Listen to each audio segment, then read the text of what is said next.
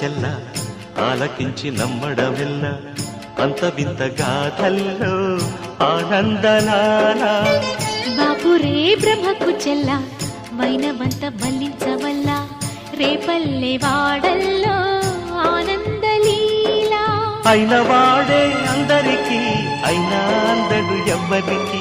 అయిన వాడే అందరికీ అయినా అందడు ఎవ్వరికి బాలుడా గోపాలుడా లోకాల పాలుడా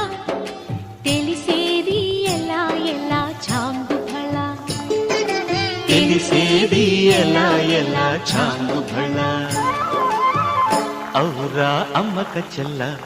ఆలకించి నమ్మడమెల్ల అంత వింతగా